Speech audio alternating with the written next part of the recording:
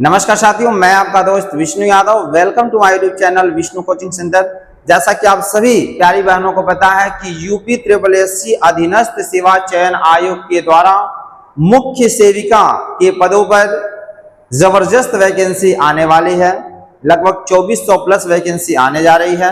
आप सभी लोगों को अभी से लगना होगा, अभी से मेहनत करना होगा, परिश्रम करना होगा।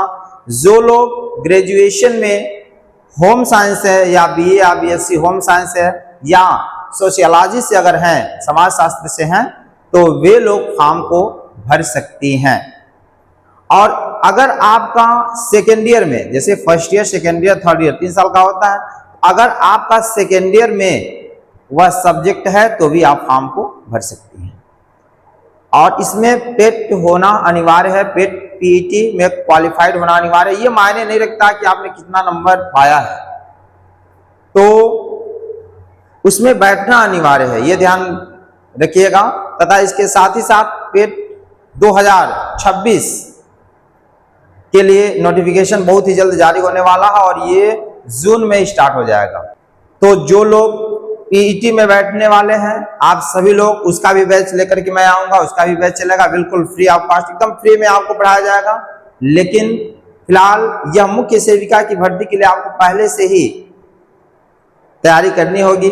सिलेबस की मैं बात करूं कि इस अब नए सिरे से सिलेबस हो चुका है, जिसमें से 15 नंबर जो है कंप्यूटर साइंस से क्वेश्चन पूछे जाएंगे, 20 नंबर GK GS से रहेंगे और 65 नंबर सिलेबस से रहेंगे। तो कंप्यूटर साइंस के क्लास रवि सर के द्वारा बेहतर तरीके से चल रही है। आप लोग जाकर के प्लेलिस्ट में देख लीजिएगा, यूपी SSSC कंप्यूटर्स, ठीक ना। और उसके बाद जो है मुख्य सेविका के अलग से बैच जो सिलेबस का 65 नंबर का आना है, वह हमारे समीर सर पढ़ाएंगे। आइए सर, वेलकम समीर सर।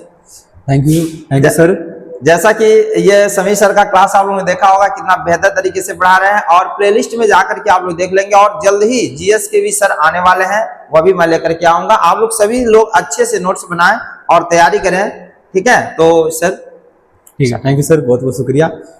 तो नमस्कार साथियों, मेरा नाम समीर।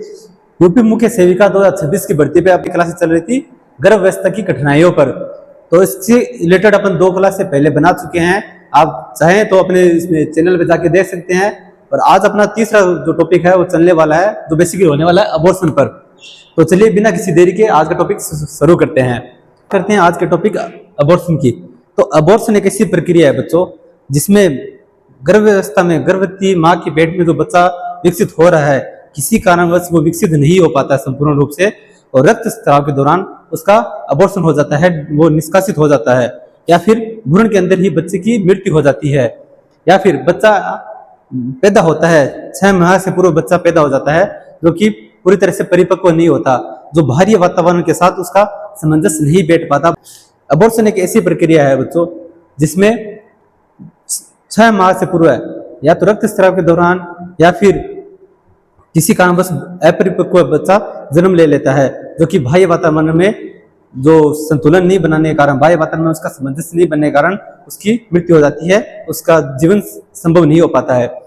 तो मोस्टली बात अबॉर्शन जो है सिर्फ 5 माह से 6 माह तक, यानी कि 5 माह या 6 माह से पूर्व ही हो जाता है। उसके बाद जो होता है, जैसे 7 महीने या 8 महीने या 9 महीने में जो बच्चा डिलीवर हो रहा है, उसको अपन प्री टर्म लेबर में काउंट करते हैं, उसको अबॉर्शन में काउंट नहीं करते। अबॉर्शन में सिर्फ 6 माह से पूर्व की जो बच्चा जन्म लेता है, उसी को अपन अबॉर्शन में काउंट करते हैं। बात करते हैं अबॉर्शन के कारण क्या है, ऐसा क्या कारण है जिसके कारण अबॉर्शन होता है। तो कारण की अगर बात करें बच्चों, तो कारण में सबसे पहला कारण है कि इस तरह का शारीरिक रूप से अत्यधिक कमजोर होना।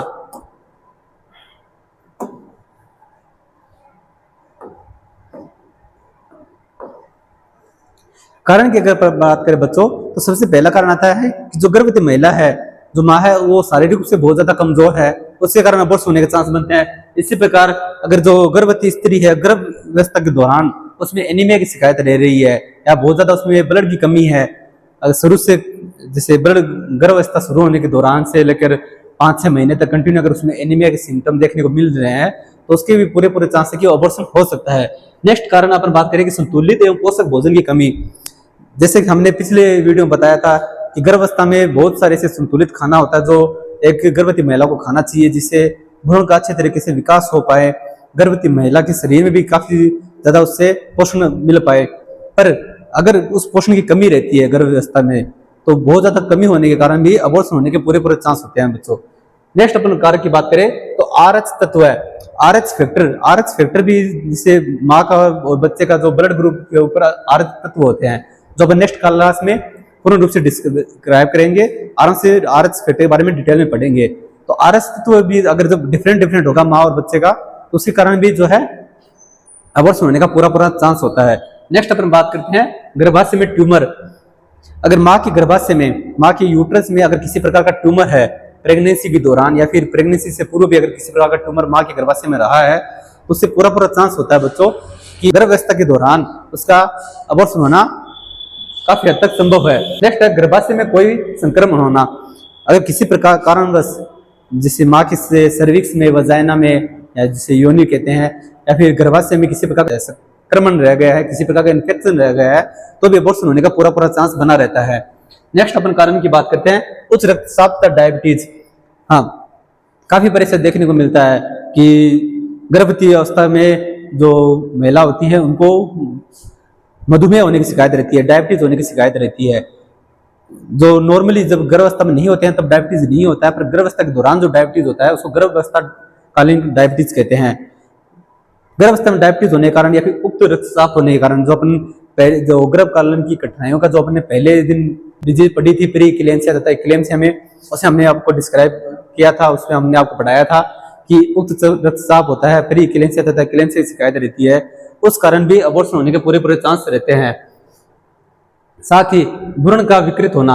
अगर पेट में माँ के जो गर्भाशय में जो बच्चा पल रहा है या फिर जो बच्चा विकसित हो रहा है, उसके विकसित होने में किसी प्रकार का विकृत है, जैसे किसी बच्चे में अब नॉर्मल ग्रोथ हो रहा है, या फिर बच्चे का किसी आपने देख सुनने को मिला होगा कि बच्चे का सर नहीं बन पा रहा है, बाकी पूरा शरीर सही से बन गया है, या फिर बच्चे का कोई एक हाथ नहीं बन पाया है, या बच्चे का लंग्स सही से नहीं बन पा रहे हैं। इसी प्रकार की अन्य बहुत सारी ऐसी विकृतियां होती है जिसके परिणाम स्वरूप भी बच्चे का जीवित रहना संभव नहीं होता और बच्चे का अबॉर्शन होने का चांस बना रहता है। नेक्स्ट अपन कारण की बात करें तो गर्भ में एक या साथ में दो बच्चे का विकसित होना।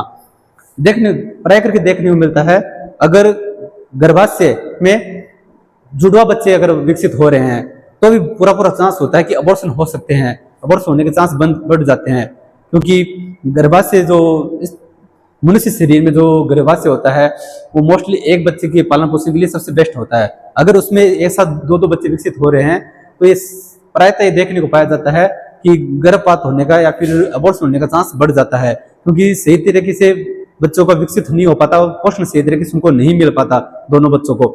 नेक्स्ट अपन बात करते हैं गर्भकालीन अवस्था में तीव्र संवेगात्मक आघात।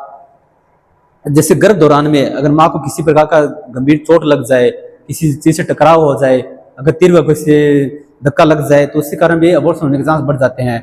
अगर गर्भाशय के ऊपर किसी प्रकार का दबाव पड़ जाए, किसी धक्के से या चोट से, किसी चीज से टकराने से, तो उसके में अबॉर्शन का कारण बन सकता है। नेक्स्ट है दुर्घटना के फलस्वरूप गर्भाशय पर चोट लगना। अगर किसी प्रकार की दुर्घटना हो जाए या फिर माँ जो गर्भवती महिला है वो गिर जाए कहीं से, तो भी जो है अबॉर्शन का चांस बढ़ जाता है। नेक्स्ट है गर्भकालीन अवस्था में तीव्र एंटीबायोटिक दवाओं का सेवन करना। तो ये देखने को मिलता है, आपने प्राय देखा होगा बच्चों कि गर्भावस्था के दौरान मोस्टली जो है गर्भवती महिलाओं को एंटीबायोटिक लेने से काफी डॉक्टर मना करते हैं। बहुत ज्यादा एंटीबायोटिक गर्भावस्था में नहीं लेना चाहिए, कम से कम एंटीबायोटिक बहुत इमरजेंसी हो तभी डॉक्टर गर्भावस्था में एंटीबायोटिक देते हैं। तो ज्यादातर एंटीबायोटिक से अंदर विकसित होने वाले भ्रूण पे भी नकारात्मक प्रभाव पड़ते हैं, साथ में गर्भपात होने का भी संभावना बढ़ जाती है। तो ये आप ध्यान रखिए बच्चों, अपने घर में भी ये चीज को ध्यान रखिए कि अगर कोई महिला, आपके घर में भी कोई महिला अगर गर्भवती है तो उनको बोलिए किसी डिजीज की कम से कम एंटीबायोटिक लेने की वो कोशिश करे, या फिर एंटीबायोटिक न के बराबर लें।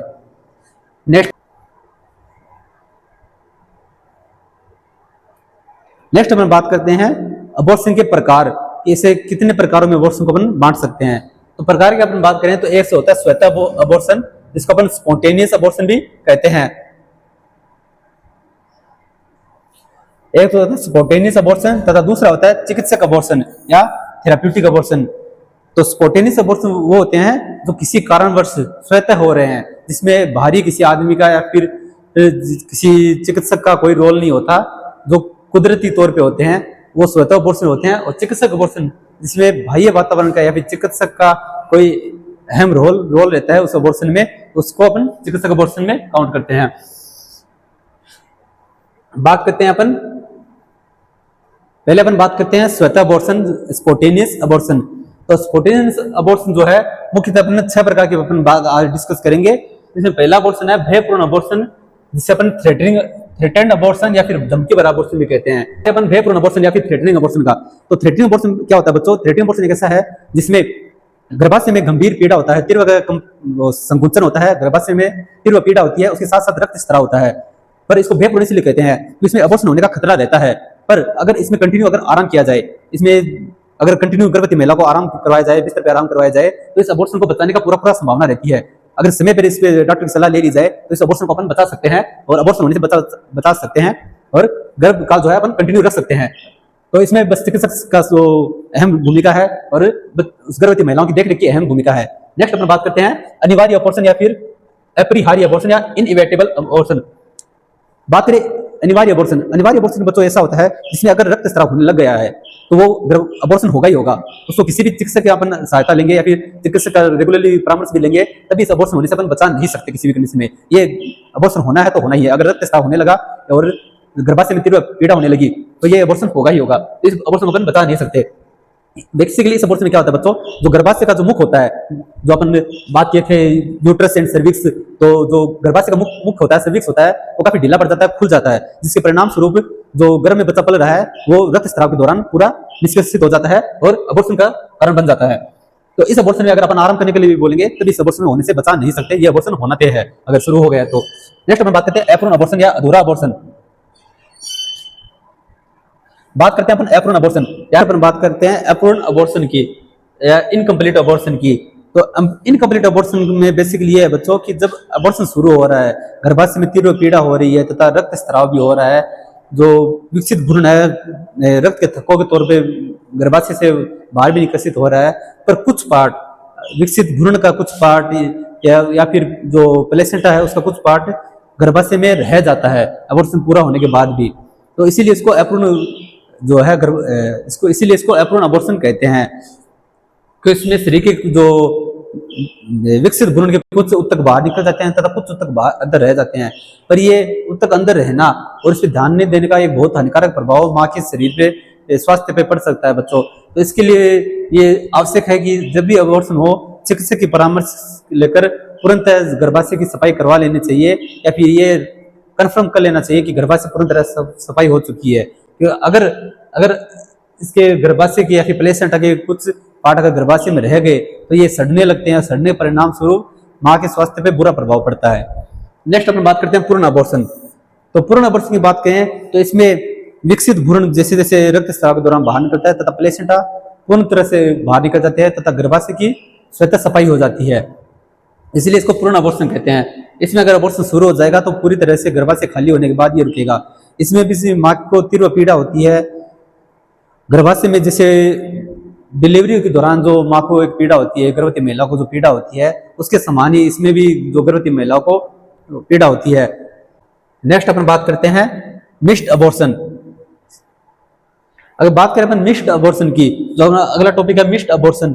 अगर बात करें अपन मिस्ड अबॉर्शन की तो मिस्ड अबॉर्शन में बेसिकली ऐसा होता है बच्चों कि गर्भाशय में भ्रूण जो है विकसित होना बंद हो जाता है।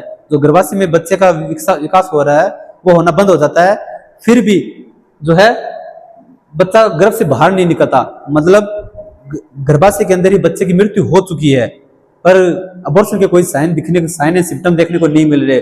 साइन एंड सिम्टम मतलब जैसे रक्तस्राव नहीं हो रहा है, ना ही उस गर्भवती महिला को किसी प्रकार का पीड़ा हो रहा है गर्भाशय में, जैसे संकुचन का जो पीड़ा होता है, डिलीवरी के दौरान जैसा पीड़ा होता है वैसा पीड़ा महसूस होती है उसके पेडू के निचले हिस्से में या फिर प्यूबिक सिम्पाइसिस के हिस्से में एक माँ को पीड़ा होती है अबॉर्शन के टाइम पे मोस्टली, पर मिस्ड अबॉर्शन में उस प्रकार की कोई पीड़ा दिखाई नहीं देती है। तो इसलिए इसको मिस्ड अबॉर्शन कहते हैं या फिर इसको सीक्रेट अबॉर्शन के नाम में भी जाना जाता है, क्योंकि इस अबॉर्शन में कोई भी साइन सिम्टम पता नहीं चलता है, बस गर्भाशय में जो भ्रूण है उसकी विकसित होना बंद हो जाता है, वो भ्रूण है उसका विकास होना बंद हो जाता है, जिसको चिकित्सक परामर्श के द्वारा फिर गर्भाशय की सफाई करवानी पड़ती है, जो कि एक जरूरी भी है। अगर उसका न करवाया जाए तो वही परिणाम होंगे जो अपूर्ण अबॉर्शन में देखने को मिलते हैं। माँ के स्वास्थ्य पे बहुत हानिकारक प्रभाव पड़ सकता है और आगे भी काफी दुष्परिणाम इसके देखने को मिल सकते हैं।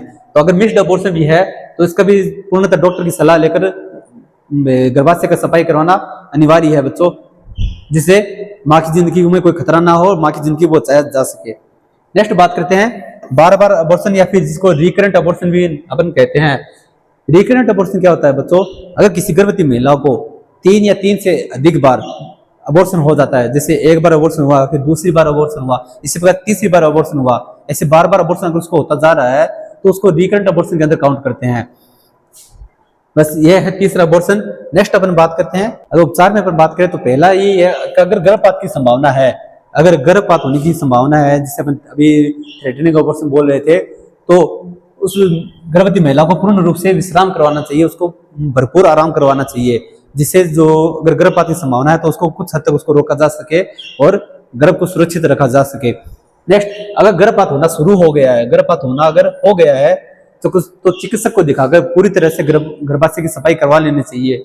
ये जो सेवन अभी आपको बताए थे, जिससे गर्भाशय में किसी प्रकार का संक्रमण ना रहे, किसी प्रकार का इन्फेक्शन माँ को ना हो। अगर गर्भाशय में किसी प्रकार का वो रह जाएगा, जो उत्तक कुछ रह जाएंगे, प्लेसेंटा कुछ पार्ट्स रह जाएंगे, तो माँ को बहुत सारे इन्फेक्शन का सामना करना पड़ सकता है। तो इसीलिए परामर्श के द्वारा जल्द से जल्द गर्भाशय को सफाई करवा लेनी चाहिए। नेक्स्ट हम बात करें, अगर गर्भवती महिला को एक बार अगर अबॉर्शन हो गया है तो अगली बार जब भी वो प्रेगनेंसी प्लानिंग करेंगी या फिर गर्भ धारण करने की प्लानिंग करेंगी तो उससे पहले चिकित्सक की परामर्श अवश्य लेनी चाहिए बच्चों, जिससे दोबारा गर्भपात होने से बचाया जा सके या फिर चिकित्सक के द्वारा दोबारा गर्भपात होने की संभावना को जल्द से जल्द कंट्रोल में लिया जा सके। नेक्स्ट अपन बात करते हैं, गर्भपात के बाद 8 से 10 दिन तक स्त्री को पर्याप्त विश्राम करना चाहिए। अगर गर्भपात हो गया है तो 8 से 10 दिन तक गर्भवती महिलाओं को भरपूर आराम करवाना चाहिए। सेम उसी प्रकार से आराम करवाना चाहिए जिससे डिलीवरी के बाद अपन गर्भवती महिला को आराम करवाते हैं, क्योंकि गर्भाशय के बहुत सारे जो मांसपेशियां वो ढीली हो जाती है। नेक्स्ट उपचार की अपन बात करें तो अगर किसी गर्भवती महिला की अगर रक्तस्राव होने शुरू हो गया है या फिर गर्भपात पूर्ण तरह हो गया है तो उसको वो भोजन या फिर जो आहार है उसी प्रकार से देना चाहिए, जिसे एक डिलीवरी के बाद एक महिला को अपन देते हैं, एक धात्री महिला को डिलीवरी के बाद अपन जिस प्रकार से खाना पीना देते हैं, संपूर्ण भोजन देते हैं, पोषण देते हैं, उसी प्रकार एक गर्भपात होने के बाद भी स्त्री को देना चाहिए। नेक्स्ट उपचार की बात करें, गर्भपात के बाद जब तक रक्त स्राव बंद ना हो जाए तब तक प्रतिदिन योनि की अच्छी सफाई करनी चाहिए, जिससे गर्भाशय में किसी प्रकार का संक्रमण ना हो। तो अगर किसी महिला का गर्भपात हो गया है तो उसके योनि एरिया को अच्छी तरह कई दिनों तक सफाई करनी चाहिए कंटिन्यू, जब तक वो यूरिनेशन जा रही है, जब तक वो पेशाब करने के लिए जा रही है, मूत्र विसर्जन करने के लिए जा रही हैं, उसके बाद उनको योनि की अच्छी तरह सफाई करना चाहिए ताकि किसी प्रकार का संक्रमण ना हो और माँ के स्वास्थ्य में किसी प्रकार की दिक्कत परेशानी ना आए। नेक्स्ट है, गर्भपात के बाद भी स्त्री का पूरा डॉक्टरी प्रशिक्षण करवाकर इस बात को जानने का प्रयास करना चाहिए कि गर्भपात किसी कारण से हुआ है। जैसे गर्भपात के बाद गर्भवती महिला को जो संपूर्ण उसके डॉक्टर से परामर्श लेकर ये जानना चाहिए कि इस पर जो गर्भपात हुआ किस कारणवश हुआ है, ऐसे शरीर में क्या कारण था या फिर किस क्या कमी के कारण जो गर्भपात होने की संभावना बढ़ी है, जिससे अगली बार जब वो प्रेगनेंसी अचीव करे तो उस कमी से अपन जो बचाव कर पाए, उस कारण से अपन बचाव कर पाए, अगली बार गर्भपात होने से बचाव कर पाए। नेक्स्ट, अगर गर्भपात हो गया तो कुछ सप्लीमेंट लेने के होते हैं, जिससे डॉक्टर की सलाह पर आयरन एंड फोलिक एसिड की गोलियां, जैसे डिलीवरी के कुछ महीने बाद आपने देखा होगा अगर किसी महिला की डिलीवरी हुई है तभी उस महिला को 1 महीने तक के लिए आयरन की गोलियां और खाने के लिए दी जाती है। उसी प्रकार किसी स्त्री का अगर गर्भपात हुआ है फिर भी उसको डॉक्टर की सलाह के अनुसार आयरन तथा फोलिक एसिड की गोली दी जानी चाहिए, क्योंकि रक्त स्राव के कारण गर्भपात